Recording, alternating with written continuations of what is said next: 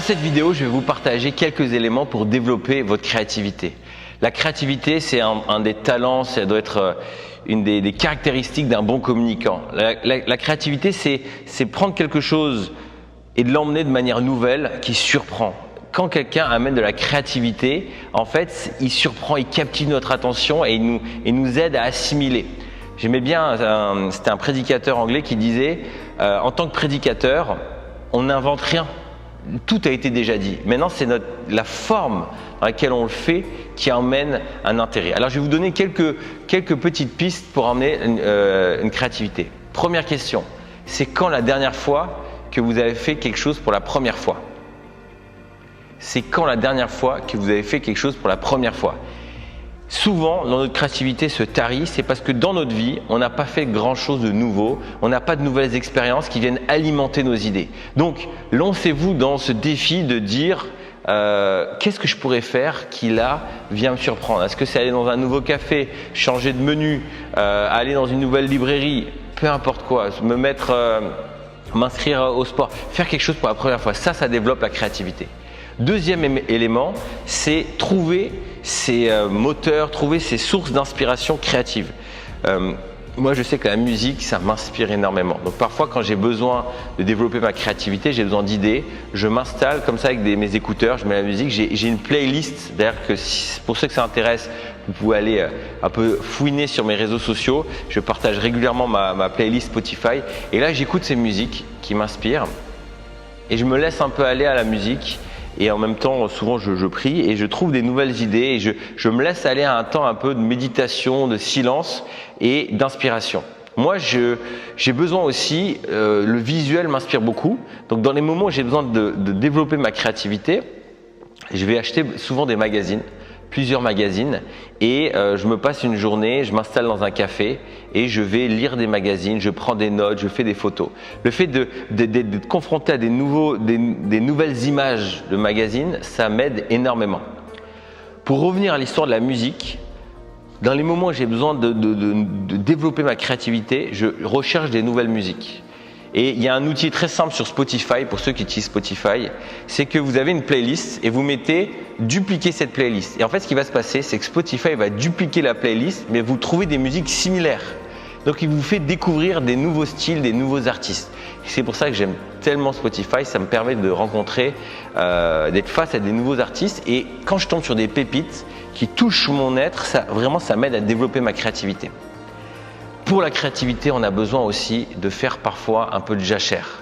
C'est dur de passer d'un mode productivité, créativité, productivité, créativité. Pour ça, vous avez besoin d'une chose, c'est que vous avez besoin de prendre du recul sur ce que vous faites et de laisser un peu votre esprit vagabonder.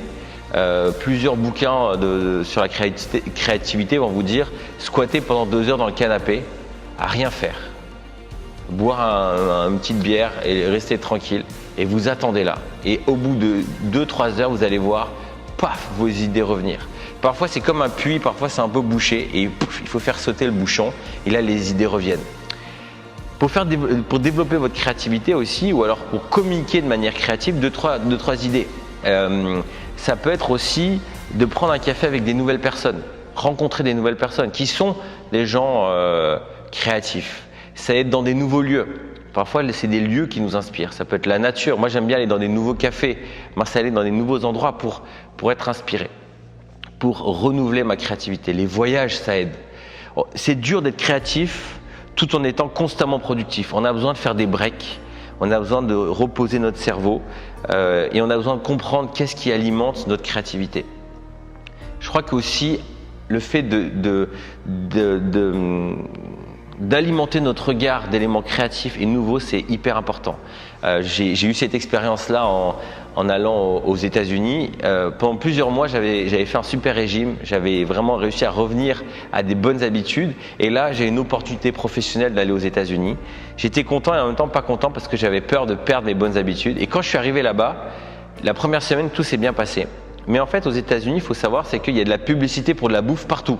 Des burgers, du coca qui pétille. Enfin, voilà, moi, je suis le candidat pour ça. Pendant une semaine, j'ai pas ressenti le besoin. Et après, au bout d'une semaine, j'ai craqué. Ça, c'est l'importance du visuel sur l'influence de notre cerveau. Et du coup, ce que je remarque, c'est que je peux utiliser ça de manière positive. Vous savez, les versets un peu cheesy de ruisseau ou quoi que vous avez chez vous, ou chez les mamies, ou chez les plus anciens, et ben, en fin de compte, c'est une très bonne idée. C'est le fait de visuellement mettre des versets sous nos yeux, la nature. Ben, de la même manière, essayez de constamment, alors que ça peut être vous inscrire sur Pinterest, sur les réseaux sociaux. C'était mon graphiste Benjamin Corbicero qui fait ça, qui a un compte sur Instagram qui permet, il est abonné qu'à des créatifs. Donc du coup, il a que des trucs créatifs constamment et il alimente son regard. Et le fait d'alimenter son regard, c'est une très bonne chose.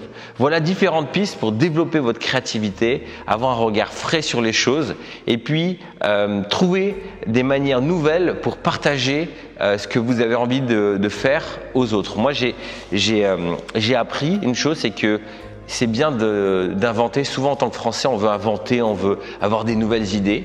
Et si c'était mon professeur d'art en école de communication qui disait ça, les Chinois, ils ont un modèle éducatif très différent. Il faut copier le maître. Et une fois qu'on est au niveau du maître, on a nos propres idées, on développe notre propre style.